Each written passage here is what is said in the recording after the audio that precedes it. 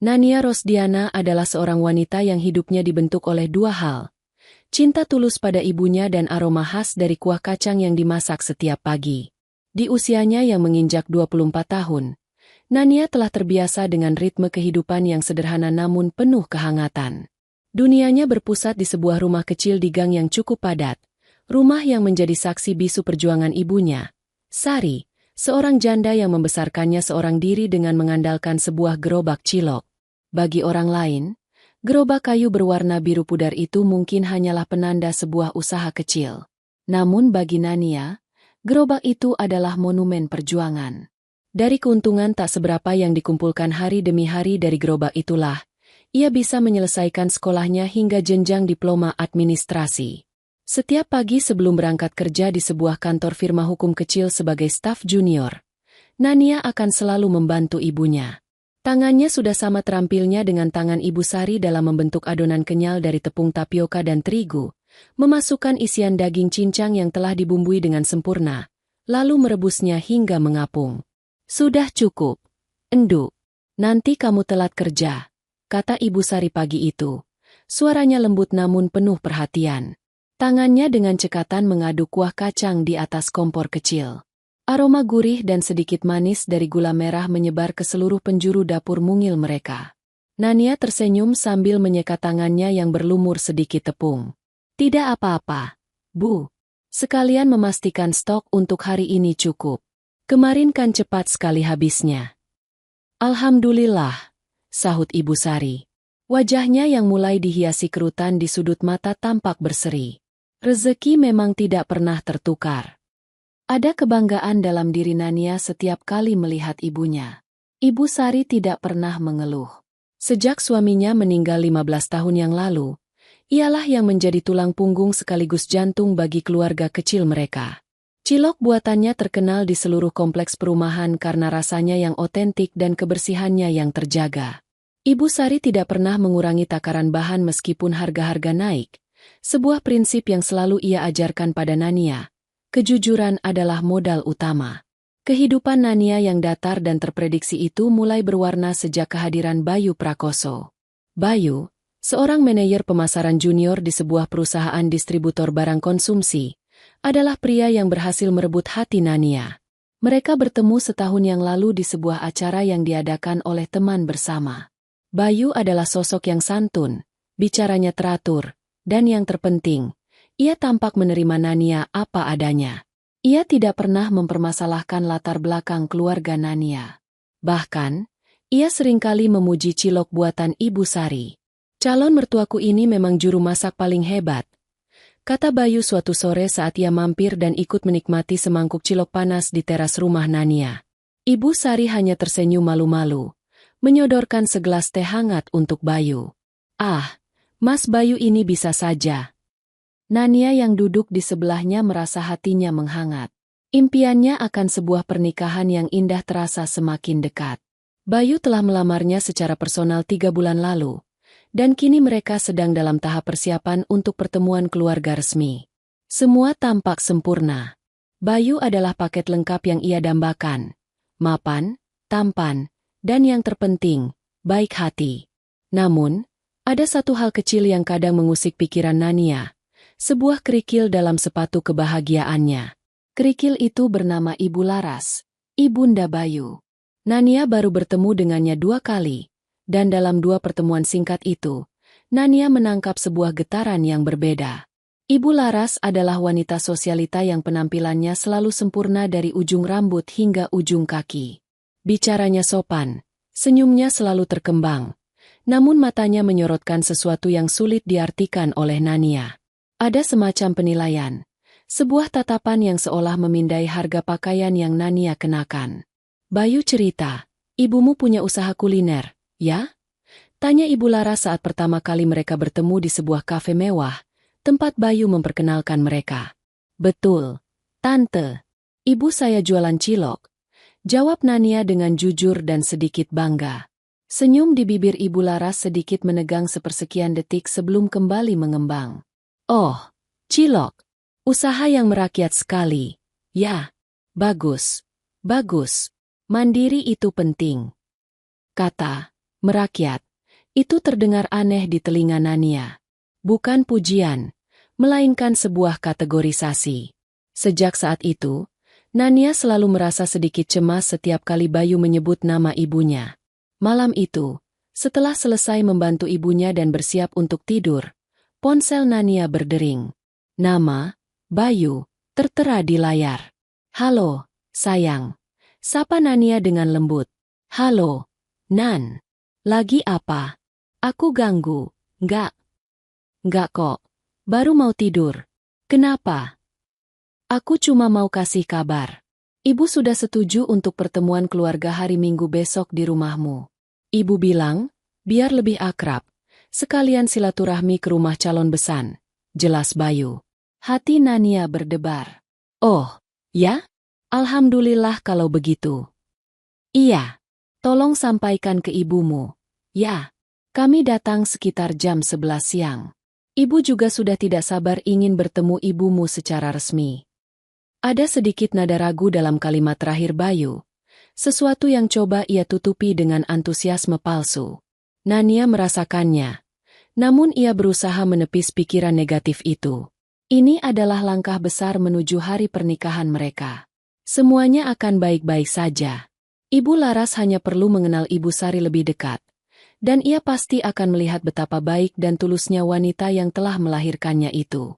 "Iya, nanti aku sampaikan ke ibu. Kamu juga jaga kesehatan." "Ya," kata Nania. "Pasti. Kamu juga. Sampai ketemu hari Minggu, calon istriku." Panggilan itu ditutup dengan perasaan campur aduk dalam diri Nania. Ia menatap langit-langit kamarnya yang sederhana. Impiannya untuk menikah dengan Bayu, untuk membangun keluarga sendiri, dan untuk membahagiakan ibunya, terasa begitu nyata. Ia memejamkan mata, membayangkan gaun pengantin putih yang sudah ia lihat di sebuah majalah, membayangkan senyum bahagia Bayu di sisinya, dan senyum bangga ibunya di kursi tamu. Ia tidak tahu bahwa pertemuan hari Minggu itu, alih-alih menjadi jembatan menuju impiannya, justru akan menjadi palu godam yang menghancurkan segalanya. Hari Minggu pagi itu terasa berbeda. Udara di rumah kecil Nania seolah dipenuhi oleh debaran antisipasi. Sejak subuh, Ibu Sari sudah sibuk di dapur. Bukan untuk menyiapkan dagangan ciloknya, melainkan untuk mempersiapkan jamuan kecil bagi calon besannya. Hari ini gerobak cilok biru itu libur, terparkir rapi di sudut halaman. Ibu Sari ingin fokus 100% untuk menyambut keluarga Bayu. "Nania, coba cicipi opornya. Sudah pas belum rasanya?" tanya Ibu Sari sambil mengaduk kuah kuning kental yang beraroma sedap. Nania mendekat dan menyendok sedikit kuah. "Sudah pas, Bu. Enak sekali." Ibu Sari tersenyum lega. Di atas meja makan yang sudah dialasi taplak bersih, telah tersaji beberapa hidangan sederhana namun dimasak dengan sepenuh hati. Opor ayam, sambal goreng kentang, dan kerupuk udang. Semua adalah masakan rumahan terbaik yang bisa ia sajikan. Untuk menyambut calon menantunya, ia bahkan membeli buah-buahan segar dari pasar. Pukul 10. Semua persiapan telah rampung. Nania membantu ibunya bersiap-siap. Ia memilihkan gamis batik terbaik milik ibunya. Sebuah gamis berwarna coklat sogan yang tampak anggun. Ibu Sari menatap pantulan dirinya di cermin tua yang tergantung di dinding kamar. Ada raut gugup di wajahnya. "Apa ibu terlihat pantas, enduk?" tanyanya pelan, lebih kepada dirinya sendiri. Nania memegang kedua bahu ibunya dari belakang. "Ibu cantik sekali. Yang paling penting, ibu jadi diri sendiri saja. Ibu Laras pasti akan suka sama ibu." Nania berusaha meyakinkan ibunya, sekaligus meyakinkan dirinya sendiri. Tepat pukul 11:05. Suara mobil berhenti di depan gang mereka. Jantung Nania berdebar lebih kencang. Ia mengintip dari jendela.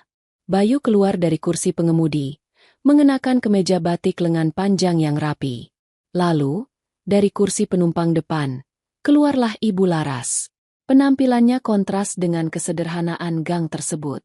Ia mengenakan setelan tunik dan celana bahan berwarna krem yang mahal, tas bermerek tersampir di lengannya, dan kacamata hitam besar bertengger di wajahnya, seolah melindunginya dari realitas lingkungan sekitar.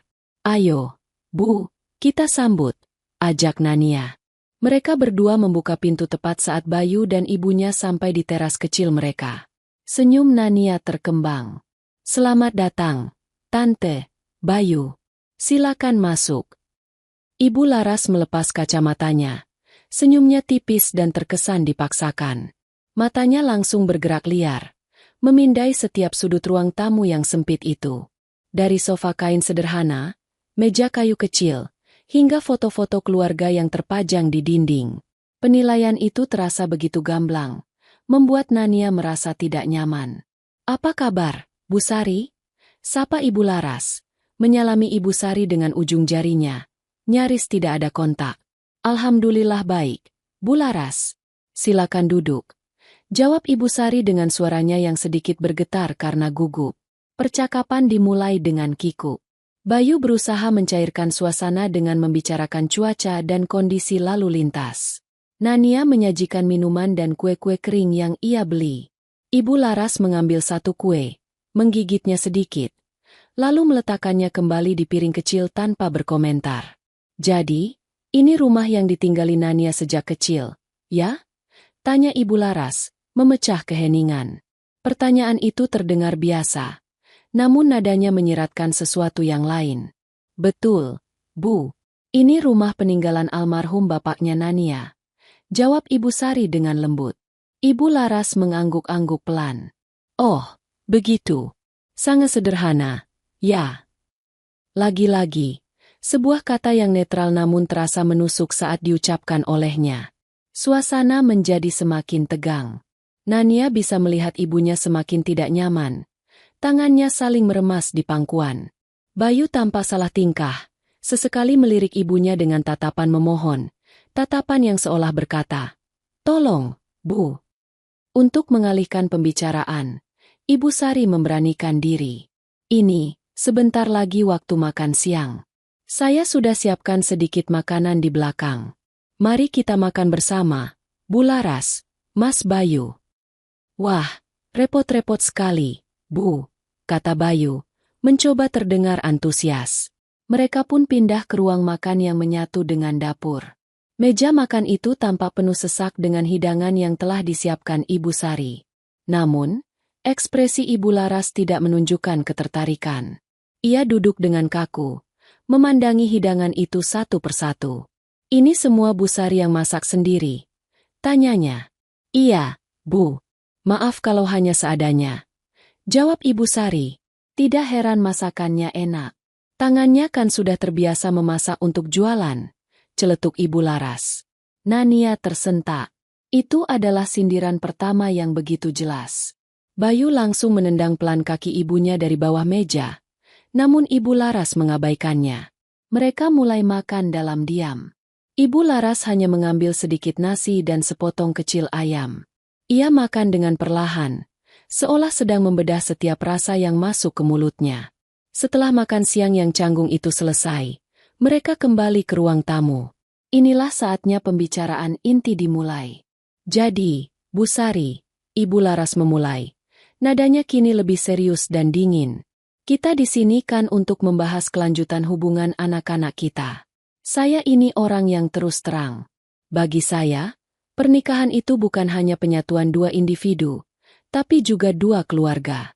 Bibit, Bebet, dan Bobot itu masih relevan." Jantung Nania serasa berhenti berdetak. Ia tahu kemana arah pembicaraan ini. Ibu Sari menelan ludah. "Saya mengerti, Bu. Bayu ini anak saya satu-satunya," lanjut Ibu Laras. Tatapannya kini lurus dan tajam ke arah Ibu Sari.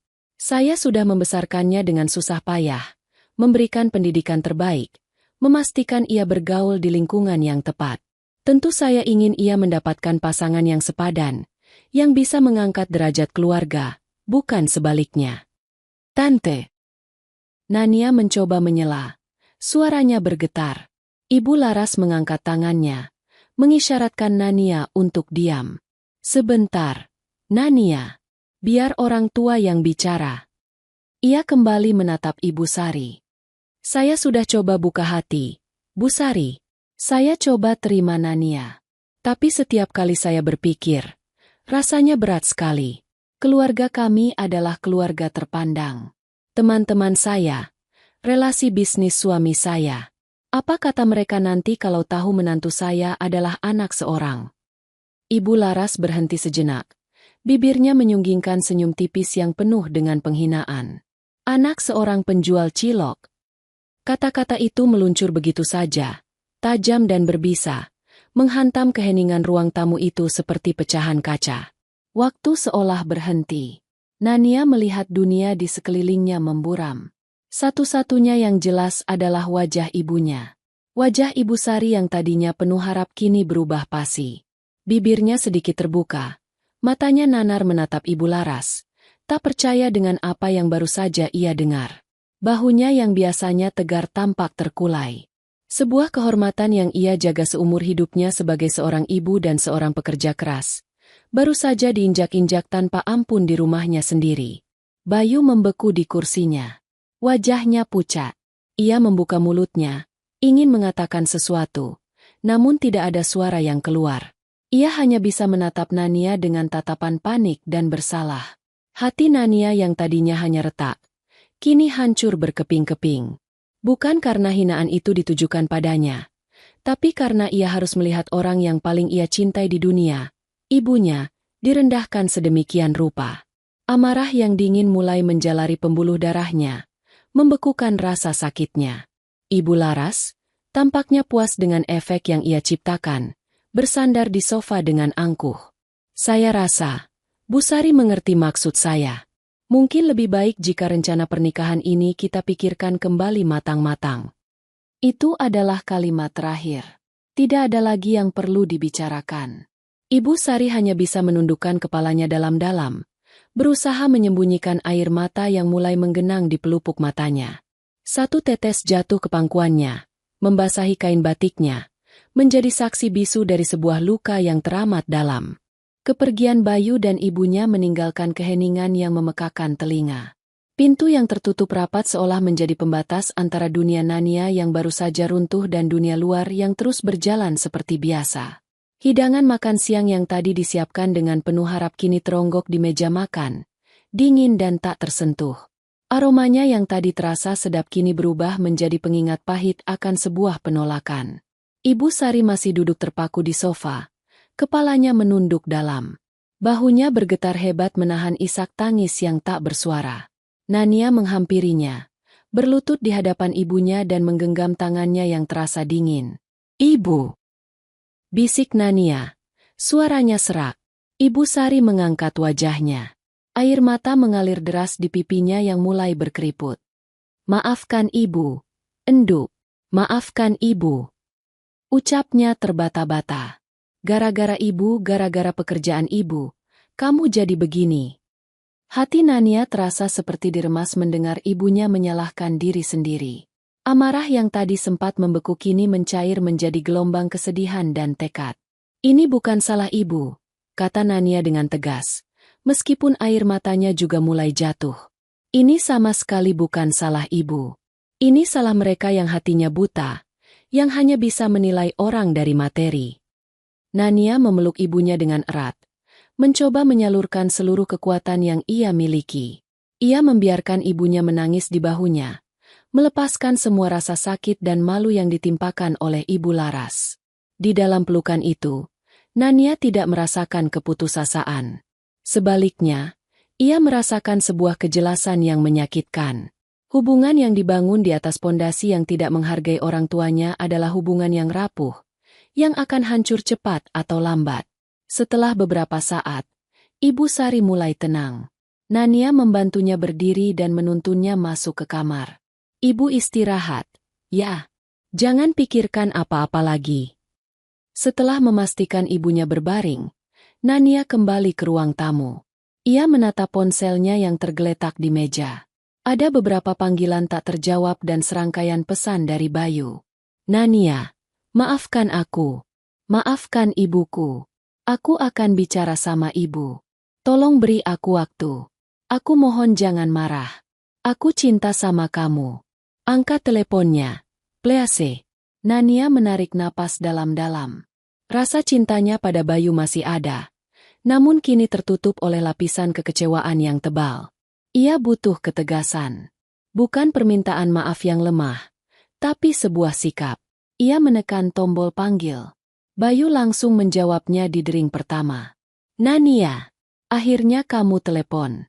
Sayang, aku benar-benar minta maaf. Suara Bayu terdengar panik.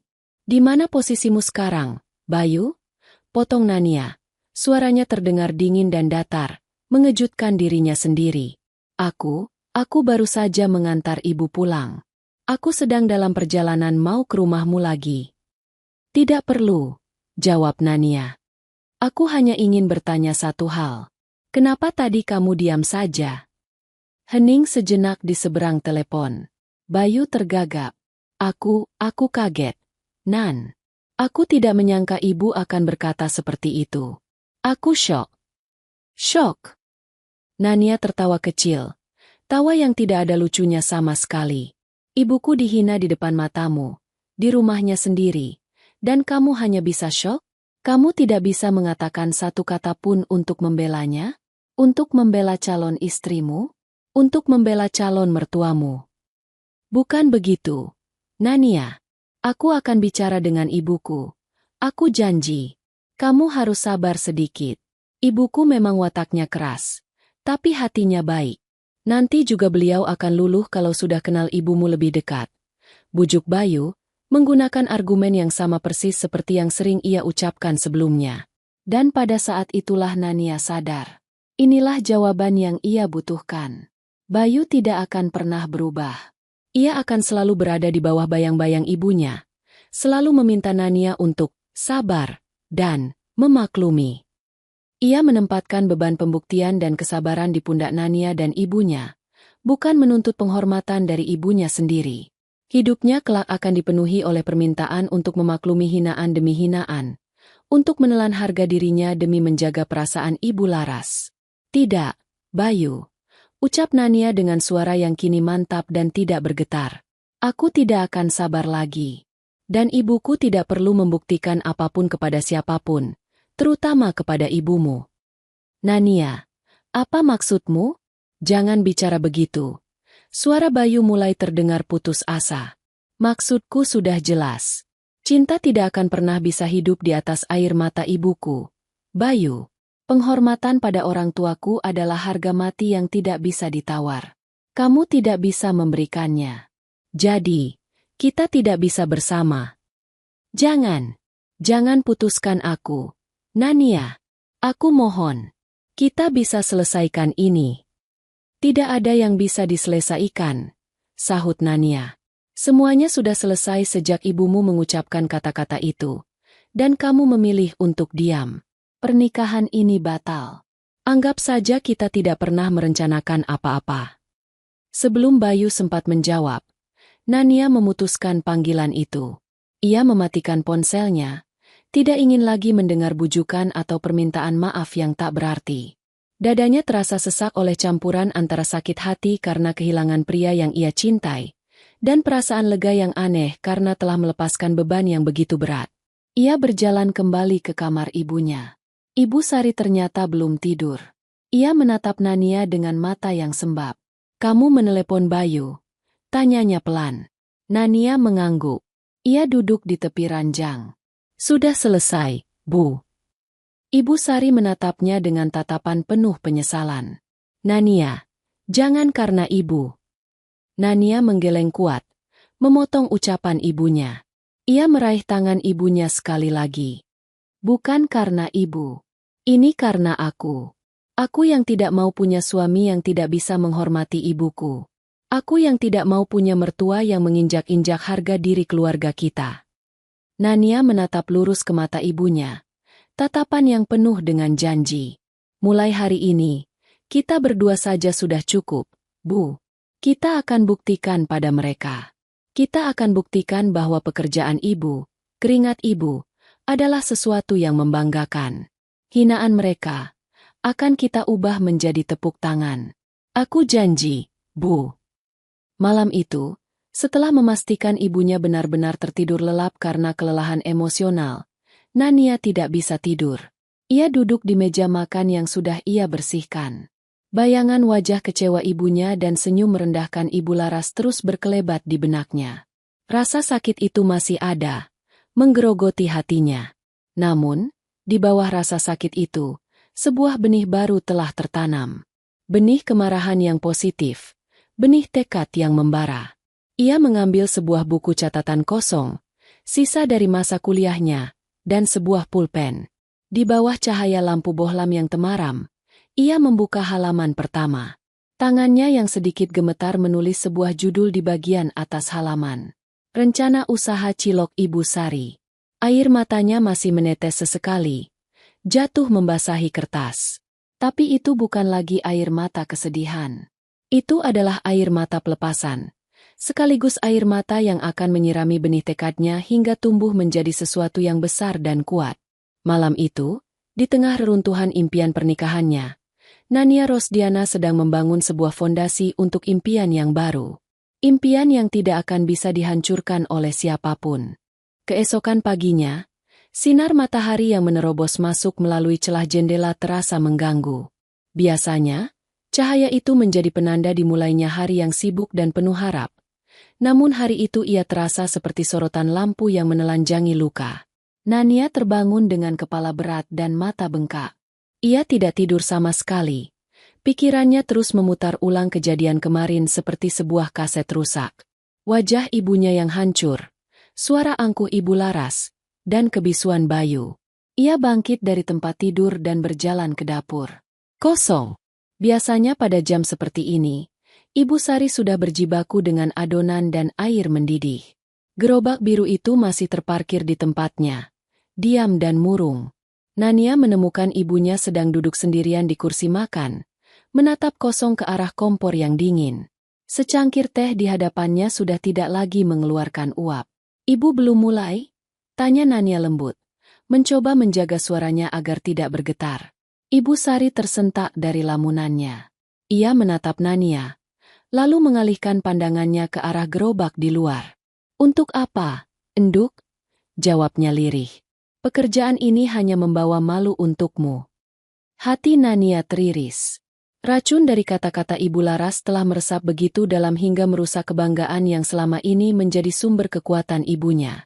Ini adalah hal yang paling ditakutkan Nania. Bukan pernikahan yang batal, bukan pula kehilangan Bayu, melainkan padamnya semangat hidup di mata ibunya. "Jangan bicara seperti itu, Bu," kata Nania, duduk di hadapan ibunya. Ia meraih tangan Ibu Sari. "Pekerjaan inilah yang membuatku bisa sekolah. Pekerjaan inilah yang memberi kita makan setiap hari.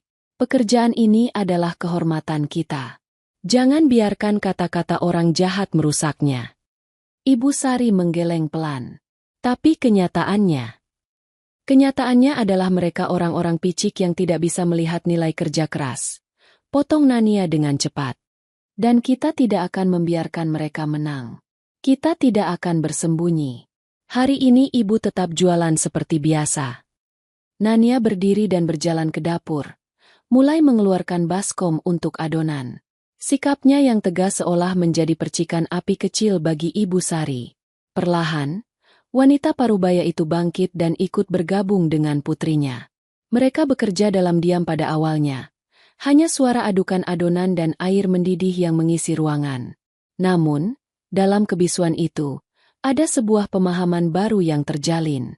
Mereka tidak lagi mempersiapkan dagangan untuk menyambung hidup. Mereka sedang mempersiapkan sebuah perlawanan. Siang itu, saat Ibu Sari mendorong gerobaknya menyusuri gang, beberapa tetangga memandangnya dengan tatapan berbeda.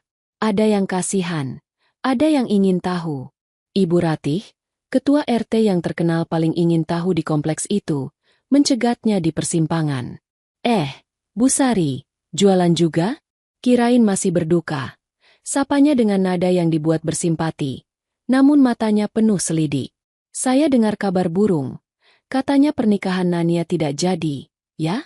Aduh, ada apa toh? Padahal kelihatannya sudah cocok sekali sama Mas Bayu." Ibu Sari menunduk. Tidak tahu harus menjawab apa. Tepat pada saat itu, Nania yang baru pulang kerja dengan motor matiknya, berhenti di samping mereka. Ia sengaja pulang lebih awal hari ini. Selamat siang, Bu RT. Sapa Nania dengan senyum datar. Ia turun dari motornya. Betul, Bu. Rencananya memang belum jodoh.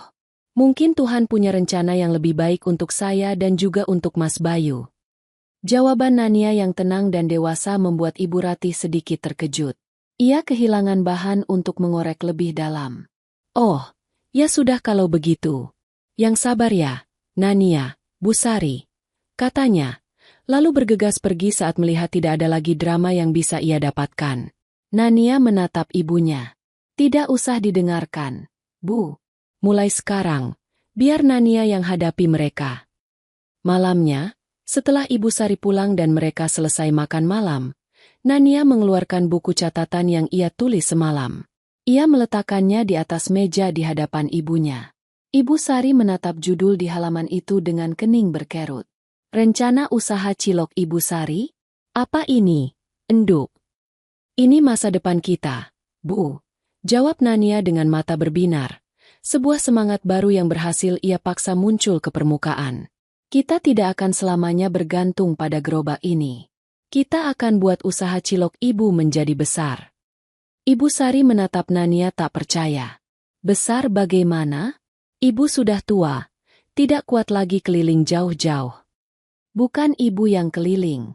Biar ciloknya yang keliling sendiri. Jelas Nania. Kita akan jual secara daring, Bu. Lewat internet.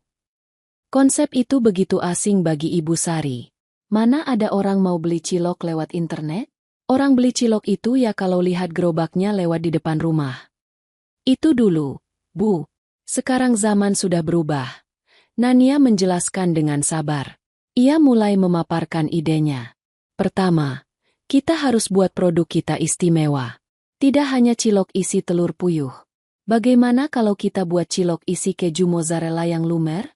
Atau cilok isi daging cincang pedas yang kita sebut cilok mercon? Anak-anak muda pasti suka. Mata Ibu Sari mulai menunjukkan ketertarikan. Ide varian baru adalah sesuatu yang bisa ia pahami.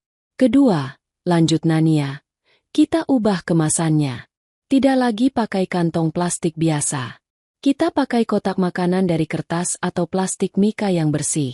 Lalu kita tempel stiker dengan nama dan logo kita sendiri. Jadi kelihatan lebih profesional dan higienis.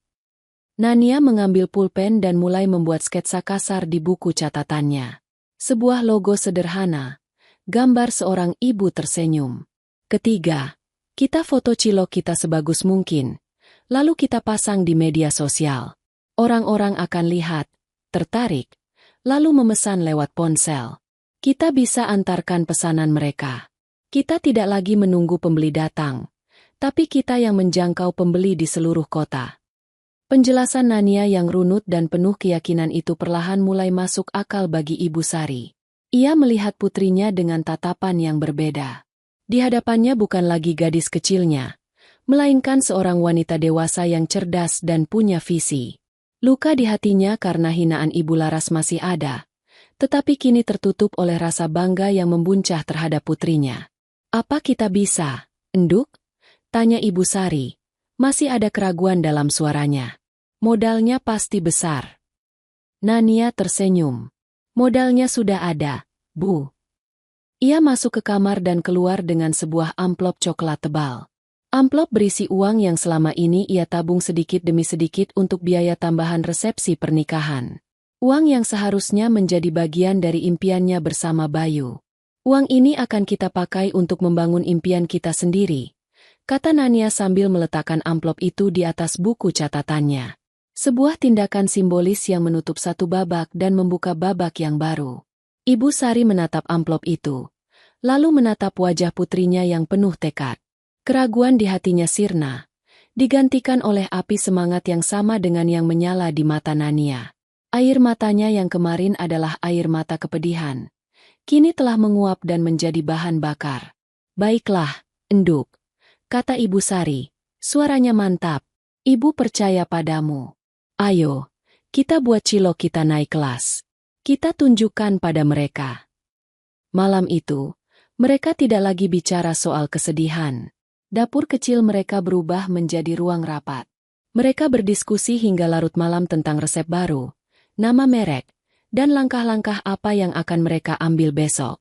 Untuk pertama kalinya sejak pertemuan hari Minggu yang menghancurkan itu, tawa kecil mulai terdengar lagi di rumah sederhana tersebut. Aksi nyata dimulai keesokan harinya. Nania mengambil cuti dari pekerjaannya selama 3 hari dengan alasan urusan keluarga. Ia tahu, momentum ini tidak boleh hilang.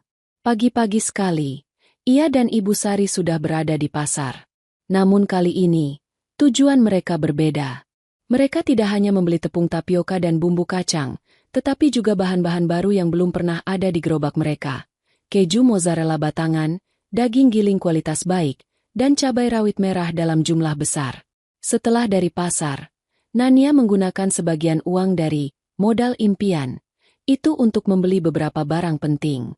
Sebuah ponsel pintar bekas dengan kualitas kamera yang jauh lebih baik dari ponsel lamanya, beberapa set kotak makanan berbahan kertas tebal yang ramah lingkungan, dan ia juga memesan cetakan stiker sederhana di sebuah percetakan digital kecil.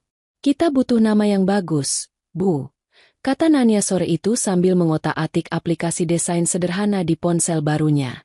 Sesuatu yang mudah diingat dan memberi kesan positif. Mereka berdiskusi. Cilok berkah? Terlalu umum. Cilok Bu Sari? Terlalu biasa. Bagaimana kalau cilok juara Ibu? Usul Nania. Juara karena rasanya paling enak, dan Ibu, karena ini adalah resep dan perjuangan Ibu. Ibu Sari tersenyum lebar. Nama yang bagus. Enduk. Ibu suka. Maka, nama itu pun diputuskan. Nania berhasil membuat logo sederhana. Sebuah siluet wanita berkerudung yang sedang tersenyum, dengan tulisan, "Cilok juara Ibu," melengkung di atasnya. Sederhana, namun hangat dan personal. Stiker itu langsung ia pesan sebanyak 500 buah. Hari berikutnya adalah hari eksperimen. Dapur mereka berubah menjadi laboratorium kuliner. Ibu Sari, dengan keahliannya, mencoba menyeimbangkan resep baru. Mereka berulang kali mencoba berapa banyak keju yang pas agar bisa lumer sempurna saat cilok digigit, seberapa pedas isian, mercon, agar terasa menantang tapi tidak menyiksa, dan bagaimana membuat tekstur cilok tetap kenyal meskipun sudah dingin. Nania bertugas sebagai pencicip dan pencatat. Setiap percobaan mereka dokumentasikan. Ketika resepnya sudah mantap, tibalah saatnya untuk sesi pemotretan. Nania menata produk mereka di atas meja kayu dengan pencahayaan dari jendela. Ia menata cilok yang baru matang di dalam kemasan kotak yang baru, dengan saus kacang yang kental disiram di atasnya dan taburan bawang goreng yang renyah. Dengan arahan dari beberapa video tutorial yang ia tonton semalaman, Nania mengambil puluhan foto dari berbagai sudut. Hasilnya, di luar dugaan, tampak sangat profesional dan menggugah selera. Malam itu, dengan jantung berdebar, Nania membuat akun di platform media sosial populer. Ia mengunggah foto-foto terbaik, menulis deskripsi produk yang menarik, lengkap dengan daftar varian rasa dan harganya. Ia mencantumkan nomor telepon yang terhubung dengan aplikasi pesan instan untuk pemesanan. Postingan pertama, "Cilok juara Ibu," resmi mengudara. Lalu, keheningan. 1 jam berlalu. Tidak ada notifikasi. 2 jam. Masih sepi. Nania terus-menerus menyegarkan halaman profilnya. Ibu Sari yang duduk di sebelahnya mulai tampak cemas. "Sudah Ibu bilang. Enduk. Memangnya siapa yang mau beli?" Gumamnya pelan. "Sabar, Bu.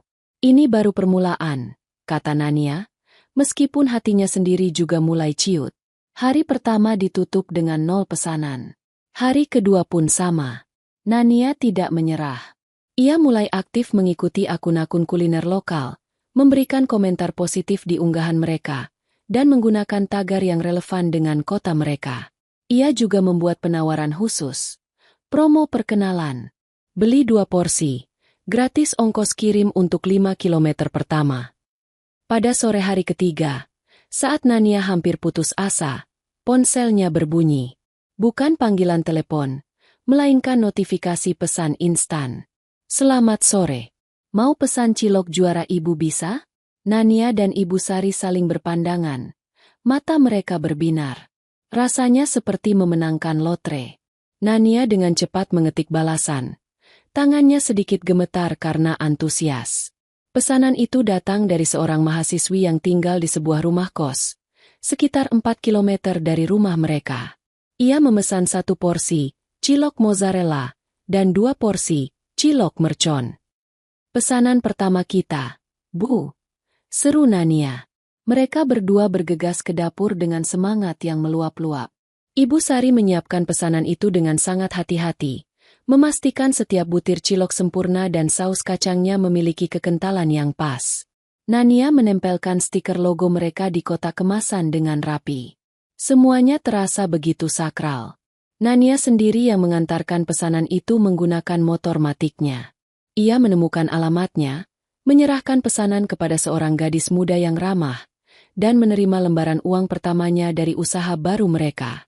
Perasaannya campur aduk antara haru dan bangga. Malam itu, saat mereka sedang membereskan dapur, ponsel Nania kembali berbunyi. Kali ini sebuah notifikasi dari media sosial. Mahasiswi yang tadi memesan ternyata mengunggah sebuah foto di fitur cerita singkatnya. Foto kotak, cilok juara ibu, yang sudah terbuka, memperlihatkan keju mozzarella yang meleleh.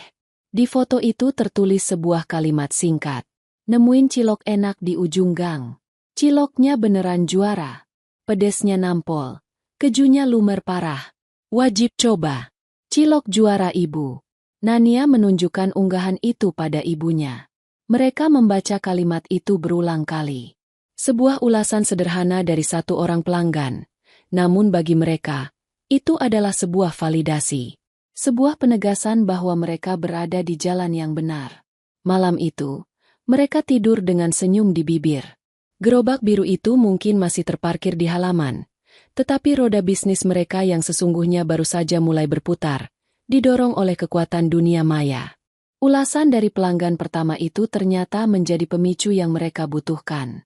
Beberapa teman dari mahasiswi tersebut melihat unggahannya dan menjadi penasaran. Esok harinya, 3 pesanan masuk. Minggu berikutnya, jumlah pesanan harian sudah mencapai 2 digit. Nama, cilok juara ibu, mulai menyebar dari mulut ke mulut di kalangan anak muda dan para pekerja kantoran di sekitar lingkungan mereka. Unggahan di media sosial mereka mulai ramai dengan komentar dan pertanyaan. Dapur kecil di rumah Nania kini berubah menjadi pusat operasi yang sibuk. Setiap pagi, Nania akan membalas pesan-pesan pesanan yang masuk semalaman, sementara Ibu Sari mulai mempersiapkan adonan dalam jumlah yang jauh lebih besar dari biasanya. Siang hari, Nania akan bekerja di kantornya, namun pikirannya terus tertuju pada bisnis di rumah. Sore hari, ia akan bergegas pulang untuk membantu ibunya menyelesaikan pesanan dan melakukan pengantaran. Rumah mereka yang tadinya tenang kini selalu dipenuhi aroma kuah kacang dan suara dering notifikasi ponsel. Ruang tamu mereka dipenuhi tumpukan kotak kemasan yang siap digunakan. Jadwal mereka menjadi sangat padat. Mereka bangun sebelum subuh dan baru bisa beristirahat jauh setelah tengah malam. Kelelahan fisik mulai terasa, namun semangat mereka terus menyala-nyala, dipompa oleh setiap pesanan baru dan ulasan positif yang masuk. Titik balik yang sesungguhnya terjadi sekitar 3 bulan setelah mereka memulai. Suatu sore, sebuah pesanan dalam jumlah cukup besar masuk. Pemesannya tidak banyak bertanya, hanya menyebutkan alamat dan varian yang ia inginkan. Nania mengantarkannya ke sebuah rumah yang cukup besar di area perumahan elit. Ternyata, pemesannya adalah seorang narablog kuliner lokal yang cukup berpengaruh di kota mereka. Namanya Rian, seorang pria muda yang dikenal dengan ulasannya yang jujur dan fotonya yang estetis. Nania tidak menyadarinya saat itu. Ia hanya menyerahkan pesanan seperti biasa. Namun, 2 hari kemudian, akun media sosial, Cilok Juara Ibu, meledak. Rian ternyata mengunggah ulasan lengkap di blog dan akun media sosialnya. Ia memuji habis-habisan inovasi rasa, cilok mercon, dan cilok mozzarella. Ia juga menyoroti kebersihan kemasan dan rasa saus kacang otentik yang menurutnya adalah jiwa dari cilok tersebut. Fotonya yang profesional membuat cilok sederhana itu tampak seperti makanan dari restoran mahal. Pagi setelah ulasan itu diunggah, ponsel Nania berdering tanpa henti. Notifikasi pesan masuk datang bertubi-tubi seperti hujan deras. Pesanan datang dari seluruh penjuru kota. Bahkan dari pinggiran kota yang Nania sendiri tidak tahu di mana letaknya. Dalam 1 jam, mereka menerima pesanan lebih banyak dari yang biasa mereka kerjakan dalam seminggu. "Bu, kita harus tutup pesanan sementara," seru Nania, kewalahan melihat daftar pesanan yang terus bertambah di layar ponselnya. Ibu Sari yang sedang mengaduk adonan di baskom terbesar yang mereka miliki hanya bisa tertegun. "Ada apa, Enduk?" "Blogger kuliner itu. Bu, dia mengulas cilok kita. Sekarang semua orang mau pesan." Mereka benar-benar kewalahan. Nania dengan berat hati harus membuat unggahan permintaan maaf, menyatakan bahwa mereka untuk sementara berhenti menerima pesanan karena kapasitas produksi yang tidak mencukupi. Ini adalah masalah yang bagus, tetapi tetap saja masalah. Malam itu, mereka duduk di tengah lautan kekacauan dapur mereka. Lelah namun juga diliputi euforia. "Kita tidak bisa terus begini, Bu," kata Nania sambil memijat pelipisnya. "Dapur kita tidak cukup. Tenaga kita juga. Kita butuh tempat yang lebih besar dan bantuan. Keputusan besar harus diambil." Nania menghabiskan waktu semalaman untuk membuat perhitungan. Ia membuka kembali buku catatannya. Kini bukan lagi berisi rencana, melainkan angka-angka nyata. Pendapatan, pengeluaran, dan keuntungan bersih selama 3 bulan terakhir. Angkanya sangat menjanjikan. Dengan data itu, ia menyusun sebuah proposal bisnis sederhana. "Kita sewa ruko kecil, Bu," usul Nania keesokan paginya, menunjukkan perhitungannya pada Ibu Sari. "Kita beli peralatan yang lebih besar. Panci, kompor, semuanya. Dan kita rekrut tenaga kerja." Ibu Sari menatap angka-angka itu dengan cemas. Mengeluarkan uang dalam jumlah besar untuk sewa dan peralatan adalah sebuah lompatan besar yang menakutkan baginya. "Apa tidak terlalu berisiko, Enduk? Bagaimana kalau nanti sepi lagi?" "Tidak akan, Bu. Permintaannya nyata." Nania meyakinkan. "Ini adalah kesempatan. Kalau kita tidak ambil sekarang, kita akan kehilangan momentum. Nania sudah hitung. Keuntungan kita bisa menutupi biaya operasional. Kita harus berani." Melihat keyakinan di mata putrinya dan bukti nyata yang tertulis di buku catatan, Ibu Sari akhirnya mengangguk setuju. Pencarian mereka membuahkan hasil. Mereka menemukan sebuah ruko kecil yang tidak terlalu jauh dari rumah mereka. Lokasinya cukup strategis. Dengan sisa modal dan keuntungan yang mereka kumpulkan, mereka menyewa tempat itu dan membeli peralatan dapur bekas namun masih berkualitas baik. Langkah selanjutnya adalah merekrut karyawan. Nania tidak mencari jauh-jauh. Ia menawarkan pekerjaan kepada 2 orang tetangganya, Ibu Wati dan Mbak Yuni, para ibu rumah tangga yang ia tahu membutuhkan penghasilan tambahan. Mereka sangat antusias menerima tawaran itu. Hari pertama operasi di sentra produksi cilok Juara Ibu terasa bersejarah. Tempat itu jauh lebih luas dari dapur rumah mereka. Ada area khusus untuk membuat adonan, area merebus, dan area pengemasan. Ibu Wati dan Mbak Yuni bekerja dengan cekatan di bawah arahan langsung dari Ibu Sari, yang kini perannya naik menjadi kepala produksi dan penjamin mutu. Nania fokus pada manajemen pesanan, media sosial, dan keuangan. Gerobak biru yang menjadi saksi bisu perjalanan mereka kini diparkir secara permanen di depan ruko baru itu, bukan sebagai alat jualan, melainkan sebagai ikon, sebuah pengingat dari mana mereka berasal. Beberapa bulan berlalu, usaha mereka terus tumbuh dengan stabil. Mereka sudah terdaftar sebagai mitra di semua aplikasi ojek daring besar, membuat jangkauan mereka semakin luas. Nania bahkan sudah bisa menabung untuk membeli sebuah motor baru yang lebih layak untuk operasional. Suatu sore, Nania sedang sibuk membalas pesan pelanggan di depan laptopnya. Ibu Sari menghampirinya, membawakan secangkir teh hangat. Ia tidak berkata apa-apa, hanya berdiri di samping Nania, memandangi kesibukan di ruko kecil mereka. Ia melihat Ibu Wati dan Mbak Yuni tertawa sambil membentuk adonan, melihat tumpukan kotak pesanan yang siap dijemput oleh para pengemudi ojek daring. Ia menoleh pada putrinya, yang kini tampak begitu berbeda. Lebih percaya diri, lebih matang, dengan aura seorang pemimpin muda. Lalu ia menatap logo, Cilok Juara Ibu, yang terpampang besar di dinding.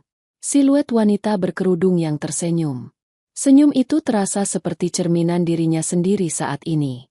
Senyum bangga seorang ibu yang penderitaannya telah diubah oleh putrinya menjadi sebuah kemenangan. 3 tahun berlalu begitu cepat, meninggalkan jejak perubahan yang signifikan dalam kehidupan Nania dan Ibu Sari. Waktu telah mengubah kesedihan menjadi kekuatan, dan mengubah usaha rumahan sederhana menjadi sebuah perusahaan yang disegani di kota mereka. Nania Rosdiana kini bukan lagi seorang staf administrasi junior yang bekerja di balik meja kecil. Pagi itu, ia duduk di kepala meja sebuah ruang rapat yang modern dan minimalis, di kantor pusat PT Juara Boga Nusantara, perusahaan yang ia dirikan untuk menaungi merek Cilok Juara Ibu. Di hadapannya duduk seorang konsultan pemasaran digital dan manajer operasionalnya. Nania, yang kini berusia 27 tahun, memimpin rapat dengan kepercayaan diri yang terpancar dari setiap gerak-geriknya. Data penjualan kuartal terakhir menunjukkan pertumbuhan stabil sebesar 15% di semua cabang mall, kata Nania sambil menunjuk grafik di layar proyektor. Namun, pertumbuhan penjualan daring kita sedikit melambat. Saya ingin tim pemasaran fokus pada strategi baru untuk meningkatkan kembali keterlibatan pelanggan di platform digital. Mungkin kita bisa meluncurkan program loyalitas atau paket kolaborasi dengan jenama minuman lokal. Ia berbicara dengan lugas, menggunakan istilah-istilah bisnis yang dulu terasa asing baginya. Ia telah belajar banyak, tidak hanya dari pengalaman, tetapi juga dari berbagai kursus bisnis daring dan buku-buku yang ia lahap di sela-sela kesibukannya. Ia telah bertransformasi menjadi seorang pemimpin yang visioner dan teliti. Kerajaan bisnis yang ia bangun bersama ibunya kini jauh melampaui imajinasi mereka yang paling liar. Ruko kecil yang dulu mereka sewa telah dibeli dan diperluas menjadi 2 lantai, berfungsi sebagai dapur pusat yang higienis dan kantor manajemen. Selain itu, 5 stan, Cilok Juara Ibu, beroperasi dengan sukses di pujasera mal-mal paling ramai di kota. Setiap stan memiliki desain yang seragam, dengan logo ibu tersenyum yang ikonik dan para karyawan berseragam rapi yang melayani antrean pelanggan dengan ramah. Nania juga telah mengembangkan sistem agen penjual di beberapa kota tetangga.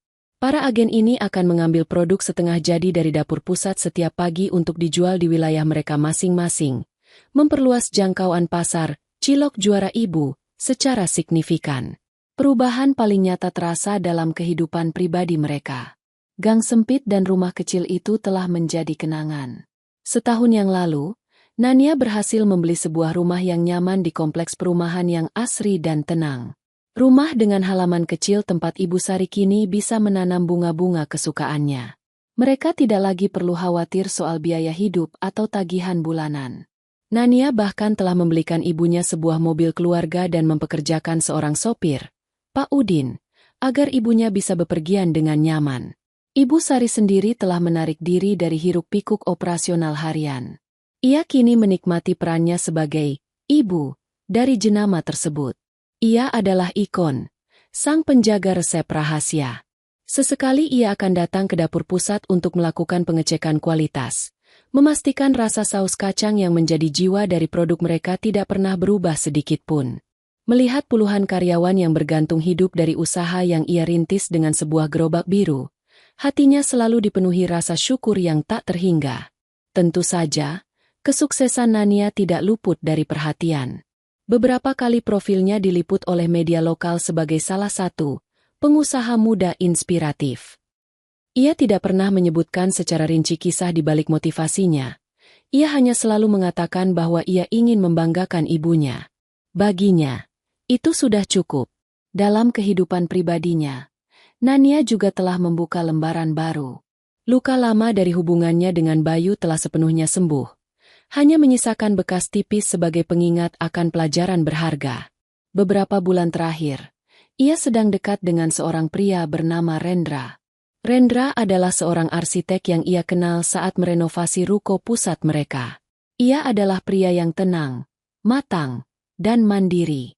Berbeda dengan Bayu yang selalu berusaha membuatnya terkesan dengan status perusahaannya, Rendra justru terkesan oleh Nania. Ia tidak pernah memuji kecantikan Nania, melainkan memuji kecerdasan dan ketangguhannya. Saya mengagumi caramu membangun semua ini dari nol, kata Rendra suatu sore saat mereka minum kopi bersama. Dan yang lebih mengagumkan lagi adalah caramu menempatkan ibumu di posisi yang paling terhormat dalam bisnismu. Tidak semua orang bisa seperti itu. Di dekat Rendra, Nania merasa dihargai sebagai seorang individu, sebagai seorang pemikir, bukan hanya sebagai pasangan atau pajangan. Tidak ada kepura-puraan. Tidak ada upaya untuk saling mendominasi. Hubungan mereka tumbuh di atas fondasi saling menghargai, sesuatu yang dulu sangat ia dambakan. Ia belum siap untuk melangkah ke jenjang yang lebih serius, namun ia menikmati prosesnya. Ia merasa bahagia dan utuh. Malam itu, setelah pulang dari kantor, Nania menemukan ibunya sedang duduk di teras belakang rumah baru mereka, memandangi taman kecil yang mulai rimbun. Nania menghampiri dan duduk di sebelahnya. "Mikirin apa, Bu?" tanya Nania lembut. Ibu Sari tersenyum. "Tidak ada. Cuma bersyukur. Dulu, ibu tidak pernah berani bermimpi bisa punya rumah seperti ini. Bisa duduk tenang tanpa harus khawatir besok bisa makan atau tidak." Ia menatap Nania dengan mata berkaca-kaca. "Semua ini berkat kamu, Endu. Kamu telah memberikan ibu kehidupan yang jauh lebih baik dari yang pernah ibu bayangkan." Nania meraih tangan ibunya. "Ini semua juga karena resep dan doa ibu. Kita melakukannya bersama-sama." Mereka duduk dalam keheningan yang nyaman, menikmati semilir angin malam. Di kejauhan, lampu-lampu kota mulai menyala. Nania tahu, ia telah berhasil mengubah air mata ibunya menjadi senyum kebahagiaan. Dan baginya, itulah kesuksesan yang paling sejati. Sabtu sore itu, suasana di Grand Metropolitan Mall, pusat perbelanjaan terbaru dan termewah di kota, sangat ramai. Tempat itu menjadi destinasi favorit kalangan menengah ke atas untuk menghabiskan akhir pekan. Di tengah keramaian itu, Nania berjalan berdampingan dengan Ibu Sari. Keduanya tampak elegan. Nania mengenakan blus sutra sederhana namun berpotongan modern, sementara Ibu Sari tampak anggun dalam balutan gamis desainer lokal berwarna pastel, sebuah hadiah dari Nania. Tujuan mereka datang ke mall itu adalah untuk urusan bisnis. Manajemen mall telah menawarkan sebuah lokasi utama di area Gourmet Garden, mereka yang baru akan dibuka, sebuah area kuliner premium. Nania sedang mempertimbangkan untuk membuka gerai unggulan, Cilok Juara Ibu, di sana. Sebuah langkah besar yang akan semakin mengukuhkan status jenama mereka. Lokasinya sangat bagus. Nan. Tepat di dekat eskalator utama. Komentar Ibu Sari setelah mereka selesai meninjau lokasi yang masih kosong itu. Pengalamannya selama bertahun-tahun di industri ini telah mengasah naluri bisnisnya. "Betul, Bu. Arus pengunjungnya pasti tinggi." Nania setuju. "Tapi biaya sewanya juga sangat tinggi. Kita harus hitung baik-baik proyeksi penjualannya." Mereka berjalan menjauh dari lokasi tersebut, melanjutkan diskusi sambil sesekali melihat-lihat etalase toko-toko mewah di sepanjang koridor. Ibu Sari kini sudah sangat terbiasa dengan lingkungan seperti ini. Tidak ada lagi rasa gugup atau rendah diri seperti dulu. Ia berjalan dengan dagu terangkat, bangga dengan pencapaian yang telah mereka raih bersama.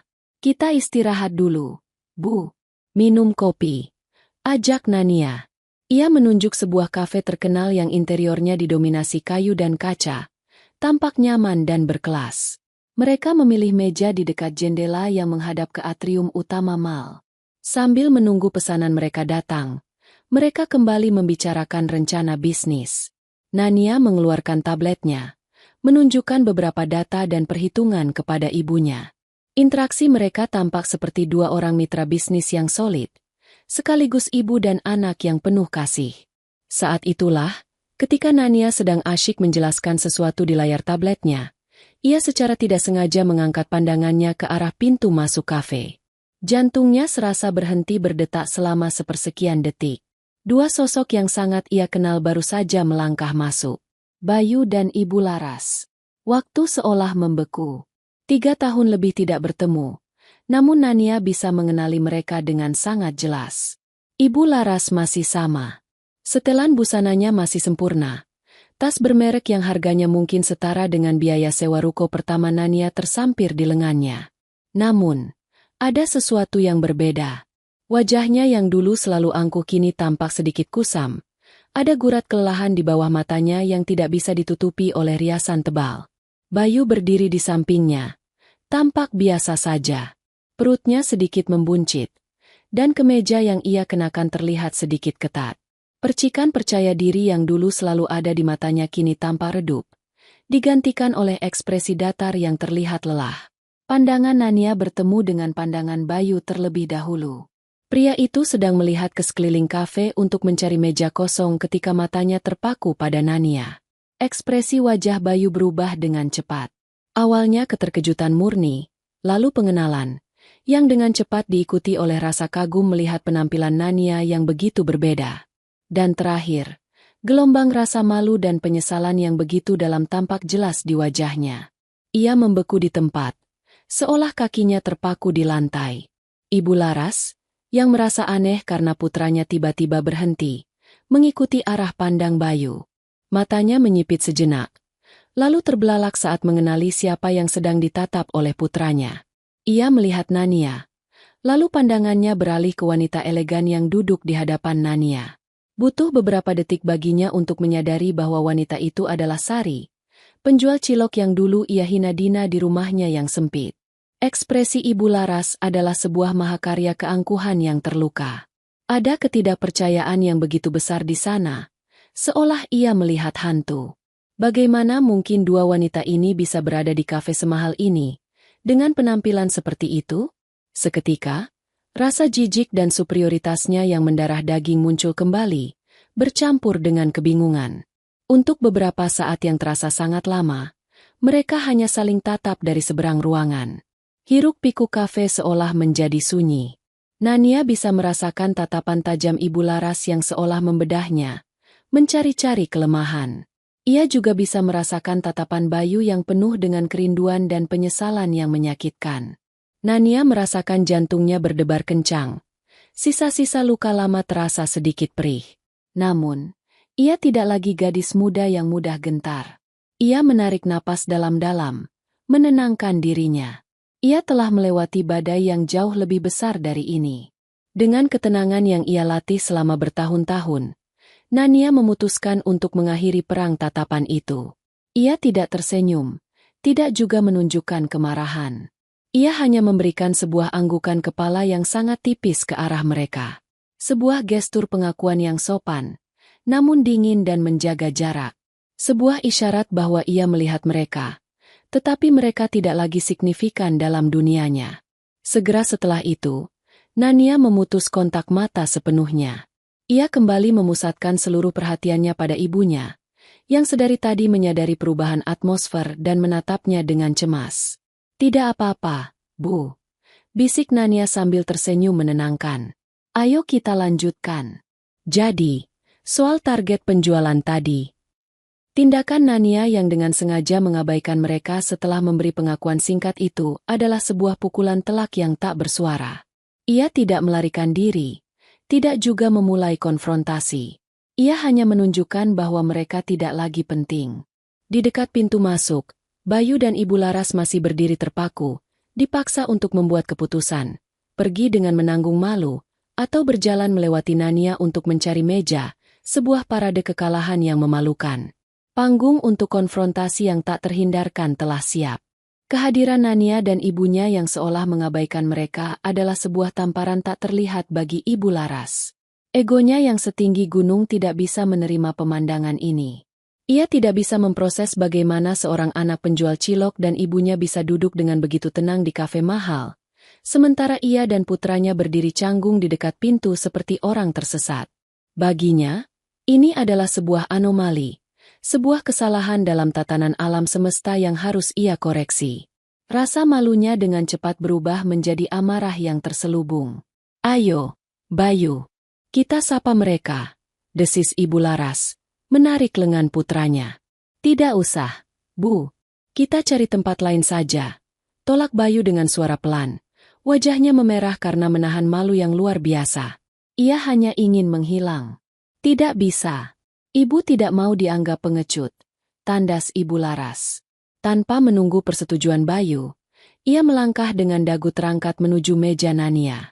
Setiap langkahnya terasa berat, diiringi oleh tatapan beberapa pengunjung lain yang menyadari ketegangan di antara mereka.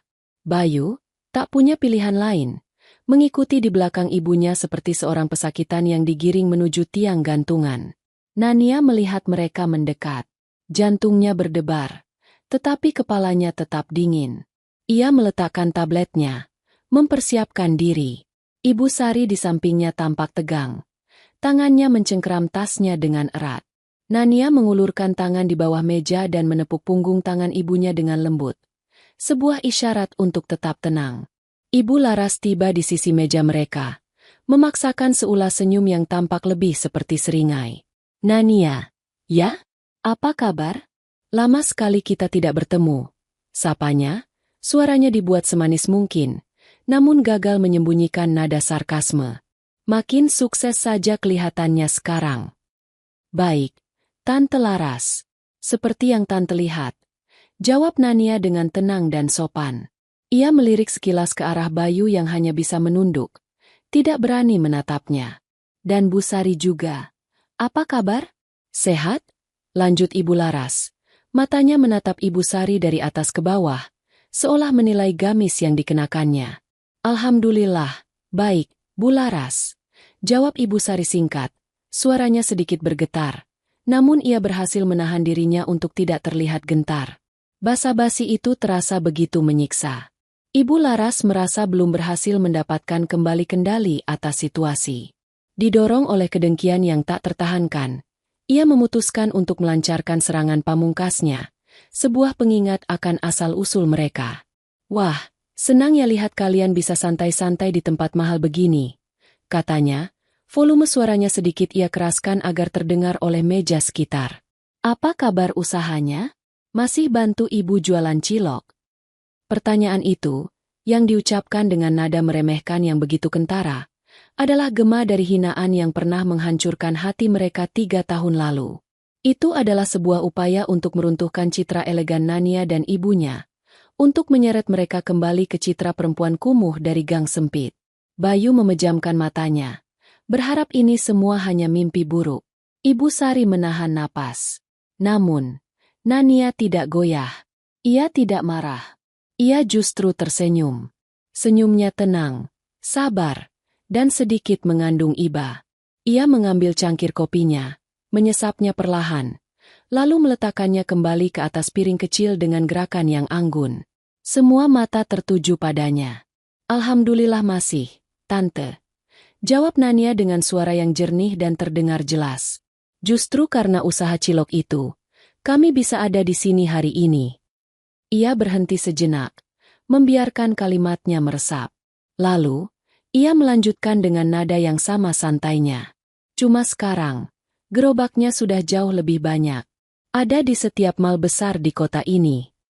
Ia membuat gerakan samar dengan tangannya ke arah atrium mal. Di mal ini juga, kami akan segera buka gerai unggulan kami di area Gourmet Garden. Wajah Ibu Laras menegang. Informasi itu seperti sebuah pukulan tak terlihat yang membuatnya sedikit limbung. Anak penjual cilok itu kini menjadi penyewa di mal termewah di kota? Itu tidak mungkin. Sebelum Ibu Laras sempat memproses keterkejutannya, Nania melanjutkan serangannya yang paling mematikan. Ia mengubah senyumnya menjadi lebih profesional, seolah sedang berbicara dengan rekan bisnis. Kebetulan, perusahaan kami, PT Juara Boga Nusantara, sedang mencari seorang manajer area baru untuk mengawasi operasional semua cabang. Posisi yang cukup menantang, tentu saja. Tanggung jawabnya besar, tapi paket kompensasinya juga sangat kompetitif. Saya jamin di atas rata-rata manajer di perusahaan lain. Nania sengaja berhenti lagi. Kali ini tatapannya beralih dari Ibu Laras ke Bayu, yang kini mengangkat wajahnya dengan ekspresi tak percaya. Melihat pengalaman Bayu di bidang pemasaran, sepertinya kualifikasinya sangat cocok. Kami selalu mencari talenta berpengalaman. Suara Nania terdengar tulus, yang justru membuatnya semakin menusuk. Barangkali Bayu berminat untuk mencoba? Nanti bisa kirimkan saja surat lamarannya ke kantor pusat kami. Alamat lengkap dan detail posisinya ada di situs resmi, Cilok Juara Ibu. Silakan dicari saja di internet. Keheningan total. Tawaran pekerjaan itu adalah sebuah mahakarya penghinaan yang dibalut dalam kesopanan bisnis. Dalam satu rangkaian kalimat, Nania tidak hanya memamerkan kesuksesannya yang luar biasa, tetapi juga secara telak menunjukkan posisi Bayu yang berada jauh di bawahnya. Ia membalikan keadaan 180 derajat. Dulu ia dihina karena status ibunya. Kini ia, dengan statusnya sebagai pemilik perusahaan, menawarkan pekerjaan kepada anak dari orang yang menghinanya. Warna telah sepenuhnya terkuras dari wajah Ibu Laras.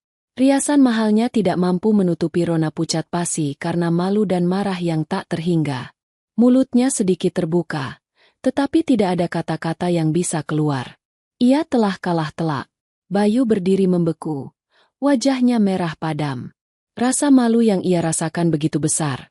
Seolah seluruh isi kafe sedang menertawakannya dalam diam. Ia tidak bisa menatap Nania. Juga tidak bisa menatap ibunya. Ia hanya ingin lari. Nania menatap mereka berdua untuk terakhir kalinya. Senyum profesionalnya masih terpasang. Lalu, dengan sebuah gerakan yang menandakan akhir dari audiensi, ia meraih kembali tabletnya dan memutar tubuhnya sedikit untuk lebih fokus pada ibunya. Maaf ya, Bu, tadi kita terganggu. Jadi, soal proyeksi keuntungan di kuartal ketiga. Sikapnya yang langsung kembali ke urusan bisnis adalah penolakan terakhir. Sebuah pernyataan tanpa kata bahwa mereka berdua sudah tidak lagi relevan. Drama telah usai. Ibu Laras dan Bayu ditinggalkan begitu saja, berdiri di tengah kafe, menjadi pusat perhatian yang tidak mereka inginkan. Mereka telah datang untuk menghina, tetapi pulang dengan membawa serpihan harga diri yang hancur berkeping-keping. Ibu Laras tidak mengatakan apa-apa. Dengan gerakan kaku, ia berbalik dan berjalan cepat keluar dari kafe. Langkahnya yang biasanya angkuh kini terlihat seperti orang yang melarikan diri. Bayu mengikutinya dalam diam, kepalanya terus menunduk, menghindari tatapan mata dari pengunjung lain.